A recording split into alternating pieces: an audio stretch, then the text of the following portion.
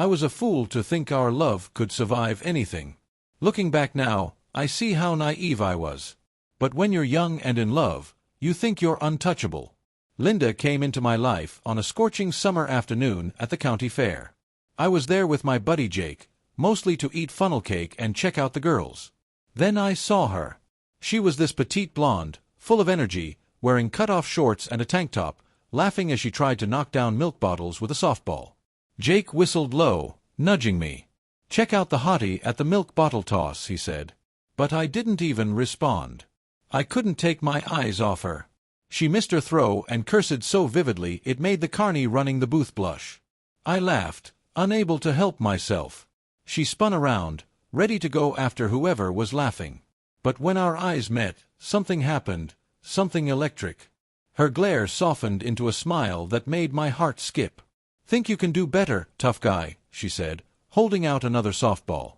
I grinned. "Darling, I could knock those bottles down with my eyes closed." "Prove it," she shot back, smirking. So I did. 3 times in a row. When I handed her the giant stuffed bear-eyed one, we were both laughing like we'd known each other forever. "I'm Sam," I said, feeling a rare wave of nervousness. "Linda," she replied, hugging the bear close. "Nice to meet you, Sam."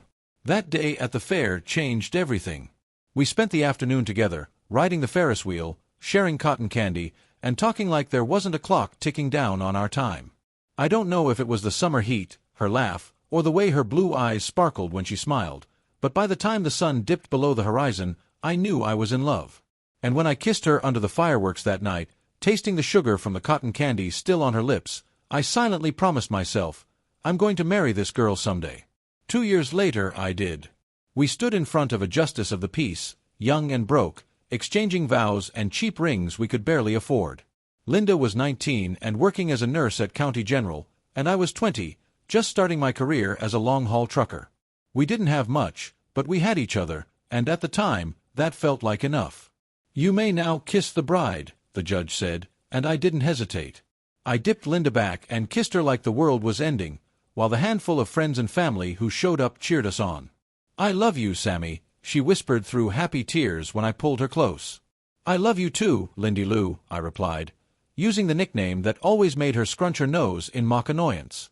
Forever and always. We were so sure of ourselves back then, so sure that our love was unbreakable. We didn't know what was coming. The first few years of marriage were tough. Money was tight. Linda worked long hours, and my trucking gigs were hit or miss at first. But we were happy. At night, we'd stay up late talking about the house we'd buy someday, the adventures we'd have, and the family we'd raise. We believed we could conquer anything as long as we were together. 2 years later, one of those dreams came true. I'll never forget the day Linda told me she was pregnant. I'd just come back from a week-long haul, exhausted and reeking of diesel. Linda was on the porch of our tiny apartment, practically bouncing on her toes with excitement. "Sammy," she said, her voice trembling as she held up a positive pregnancy test. "We did it." For a moment, I was too stunned to speak. Then I let out a whoop that probably woke up the entire neighborhood, sweeping her into my arms and spinning her around. "We're gonna be parents." I laughed, kissing her over and over between words. 9 months later, Michael James Townsend was born, screaming loud enough to let the whole world know he'd arrived. He was perfect, with 10 tiny fingers, 10 toes, and a shock of blonde hair just like his mom's. When the nurse placed him in my arms, I couldn't hold back the tears. "Hey there, little man," I whispered, my voice thick with emotion. "I'm your daddy. And I promise, I'll always be here for you, no matter what." Linda stroked Michael's cheek with trembling fingers, her eyes shining with tears. "He's beautiful, Sammy. Our little boy." "You did good, Lindy Lou," I said, leaning down to kiss her sweaty forehead. "Real good." Life got crazier after Michael was born. I took on longer hauls to make more money, while Linda juggled nursing shifts and midnight feedings. We were constantly exhausted, but every milestone Michael hit, his first smile, his first word, his first steps, felt like a miracle. 3 years later, Emily Rose Townsend joined our family.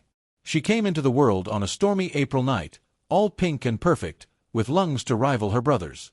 Michael, now a curious toddler, was fascinated by his baby sister. "Can I hold her, Daddy?" he asked, his big blue eyes wide with wonder. "Sure thing, buddy," I said, carefully settling Emily in his lap. "Just remember to support her head, okay?" Michael nodded solemnly, his tiny arms outstretched. When I placed Emily in his lap, his face lit up like Christmas morning. "Hi, Emmy," he cooed, his voice soft and full of wonder. "I'm your big brother. I'm gonna take care of you forever and ever." Linda and I exchanged smiles, tears in our eyes. In that moment, everything felt perfect. We had our little family, our piece of the American dream. Life wasn't easy, but we were happy. And I thought nothing could ever touch us. But life has a way of proving you wrong. The first few years after Emily was born felt like a whirlwind. Long days, sleepless nights, and 1,000 little moments that made it all worth it. We weren't rich, not even close, but we had each other and the kids. That was enough for a long time. Michael was a handful, a curious, energetic boy who could light up a room with his smile. Emily, on the other hand, was quieter, more thoughtful. From the start, Michael was her protector, always looking out for his baby sister. Linda and I would sit on the couch after putting them to bed, exhausted but happy, dreaming about their futures. "We're gonna have to save for college soon," Linda said one night, her head resting on my shoulder. I laughed. "One thing at a time, Lindy Lou. Let's get through diapers first." We shared a laugh, the kind of laugh that comes easy when you're building a life together, even if it's held together by sheer willpower and duct tape. But as the years passed, life became more demanding. Michael grew into a sharp, driven young man. He excelled in school, always working harder than anyone else. By the time he was a senior, he was already getting acceptance letters from colleges. The night he came home waving that envelope in the air was one of the happiest of our lives. "I got in," he shouted, practically tearing the front door off its hinges. MIT. Full ride. We celebrated like royalty that night. I grilled steaks, Linda made his favorite potato salad, and even Emily, now a sarcastic, too cool for everything teenager, joined in the excitement. "To Michael," Linda said, raising her glass of iced tea. "Our future engineer. The world better watch out." To Michael, we all cheered, clinking glasses. Looking back, I wish I'd savored that night more. It was the last time we'd all be truly happy together. 2 weeks later, our world shattered. It was a Friday night in February, bitterly cold, with a storm rolling in. Michael was home for the weekend, helping Emily with a science project. We stayed up late as a family, laughing and playing board games. Around midnight, Michael's phone buzzed. His friend Jake needed a ride home from a party. "Car trouble," he said. "Be careful, baby," Linda told him, kissing his cheek. "The roads are getting icy." "I will, Mom," he promised. "I'll be back before you know it." Those were the last words he ever said to us.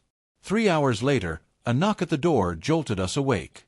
Linda and I stumbled downstairs, half asleep but already feeling a pit of dread in our stomachs. 2 police officers stood on our porch, their faces grim under the porch light. "Mr. and Mrs. Townsend," one of them said gently.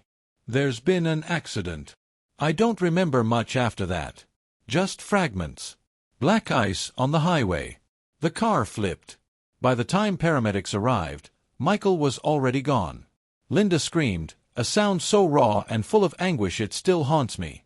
She collapsed, and I barely caught her before she hit the floor. Emily came running down the stairs, her face pale. "Daddy," she whispered, her voice trembling. "What's happening?" I couldn't bring myself to answer. How do you tell your little girl that her big brother is never coming home? Instead, I held out my arms. She flew into them, and the 3 of us clung to each other, sobbing on the floor while the officers murmured their condolences. The days that followed were a blur of grief. Identifying Michael's body, planning the funeral, and trying to keep it together for Emily's sake. Linda moved through the house like a ghost, her eyes hollow. Michael's room became a shrine. She refused to change a thing. The funeral was a nightmare. So many people came, friends, teachers, family, all offering hollow words of comfort that did nothing to fill the void in our hearts. Linda and I stood by Michael's casket like statues, barely acknowledging anyone. Emily clung to us, refusing to let go of our hands. When they lowered the casket into the ground, it felt like they were burying a piece of us along with him. After that, everything changed. The house felt too quiet without Michael's laughter. Linda started drinking, at first, just a glass of wine to take the edge off. But soon, wine turned into vodka, and then bourbon. I tried to talk to her, begged her to slow down, but she'd snap back, "Don't start, Sam. I'm coping the best I can." Her drinking wasn't the only problem. I couldn't stand being in the house, surrounded by memories of Michael. So I did what I'd always done when things got tough. I ran. I took longer hauls, stayed on the road for weeks at a time. I told myself I was working to support my family, but deep down, I knew the truth. I was running away. Emily bore the brunt of it. She went from a bubbly, outspoken kid to a quiet, withdrawn teenager. She needed us, but Linda and I were too consumed by our own grief to see it. Then came the night of Emily's high school graduation. I'd taken time off work to be there, sitting in the auditorium, waiting for Linda. But as name after name was called, there was still no sign of her. When they called Emily Townsend, she walked across the stage alone. No proud mother to cheer her on, no photos to mark the occasion, just me, clapping like my life depended on it. Afterward, when I found Emily in the crowd, her face crumpled. "Where's Mom?" she asked. I opened my mouth to explain, but she cut me off. "Never mind. I already know." That night, I came home to find Linda passed out on the couch, an empty bottle of bourbon at her feet. Something inside me snapped. I threw out every drop of alcohol in the house, shouting at her to wake up. "You missed your daughter's graduation," I roared.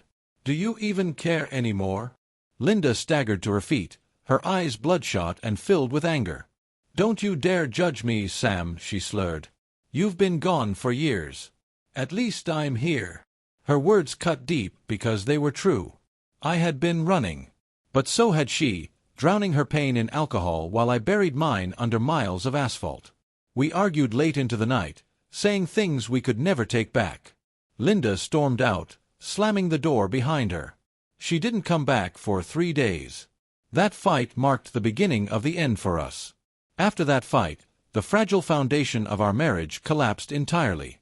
Linda and I barely interacted, moving through the house like strangers, avoiding eye contact and meaningful conversation.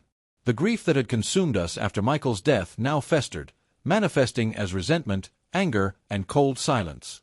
Linda's drinking worsened. What started as a glass of wine to cope became bottles of vodka and bourbon hidden throughout the house. I'd come home from long hauls to find her passed out on the couch or curled up in Michael's old room, clutching his belongings like a lifeline. It was heartbreaking to see her unravel, but I was no better. My solution was to escape, to bury myself in work and stay away for weeks at a time. I told myself I was providing for my family, but in reality, I was running from the suffocating weight of everything we'd lost. Emily, now a teenager, was the one who suffered most. She withdrew into herself, carrying the pain of Michael's death and the disintegration of her family alone. She became a quiet, lonely shadow of the bubbly girl she'd once been. I could see her slipping away, but I didn't know how to stop it. Neither did Linda. It was during this fragile time that Tom, our next-door neighbor, started showing up more often. A widower in his 50s, Tom had always been friendly, offering to help with yard work or house repairs when I was away. At first, I was grateful. God knows I wasn't around enough to take care of those things myself. But as the weeks passed, I noticed Linda's demeanor change when Tom was around. She'd smile more, laugh at his jokes, and take more care with her appearance. The sight of her laughter, so rare and sudden, didn't bring me joy, it unsettled me. I pushed the doubts aside, chalking them up to paranoia. But deep down, I knew something wasn't right. One night, when I was supposed to leave for a 3-day haul, I decided to stay home without telling Linda. Pulling into the driveway, I noticed Tom's truck parked outside. My stomach twisted, but I told myself not to jump to conclusions. Maybe he was just helping with something around the house. As I approached the front door, I heard laughter drifting down from upstairs, Linda's laughter. I stood frozen on the porch, my heart pounding as the reality began to set in. Slowly, I stepped inside and followed the sound. The laughter led me to our bedroom. The door was slightly ajar, enough for me to see inside. There they were, Linda and Tom tangled together on the bed, their faces lit with an intimacy I hadn't seen from her in years. It was like a punch to the gut, robbing me of breath. I stood there for a moment, unable to move. Memories of our life together flashed through my mind. The first time I saw her at the fair, the day we brought Michael home from the hospital, our late-night talks about dreams and the future. How had it come to this? The sight of them together filled me with rage unlike anything I'd ever felt. I didn't storm in or yell. I simply turned and walked out, slamming the front door behind me. I got into my truck and drove. 4 hours, I drove aimlessly, the image of them on that bed seared into my mind. By the time the sun came up, I found myself at the cemetery where Michael was buried. I sat by his grave, staring at the headstone, my chest heavy with grief and guilt. "I'm sorry, son," I whispered into the silence, my voice hoarse. I tried. I really tried. I stayed there for hours, pouring out all the anger, sadness, and shame I'd bottled up. I thought about the promises I'd made to Michael, to Emily, to Linda, promises I hadn't kept. I thought about the family we used to be, before tragedy tore us apart. When I finally went home, I knew what had to be done. The house was quiet when I returned. Linda was sitting at the kitchen table, her face pale and her eyes swollen from crying. She didn't say anything as I walked in, and neither did I. There was nothing left to say. The next morning, I called a lawyer and started the divorce process. Linda resisted at first, but deep down, I think she knew it was inevitable. Our marriage had been dying for years, and Michael's death had only hastened the end. The divorce was messy. Years of resentment and pain came spilling out in the courtroom, her drinking, my absences, the affair. We fought over everything, the house, the money, even custody of Emily. It felt like we were ripping apart what little remained of our family.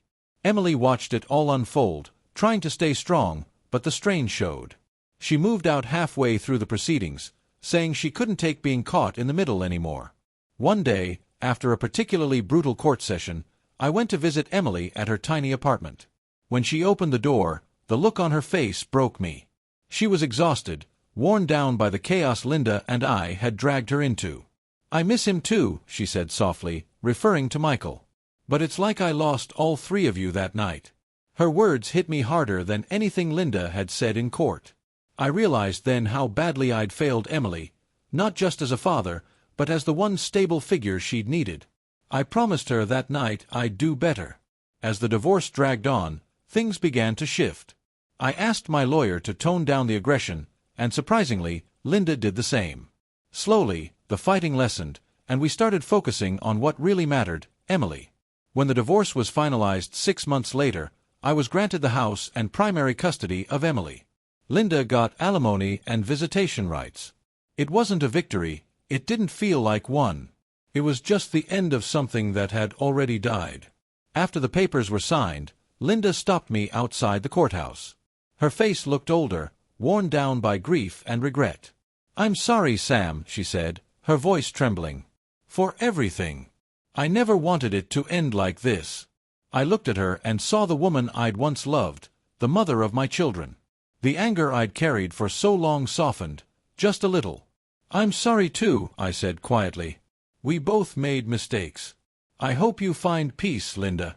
She nodded, tears spilling down her cheeks. "Take care of Emily." "Always," I promised. After the divorce, Emily chose to live with me.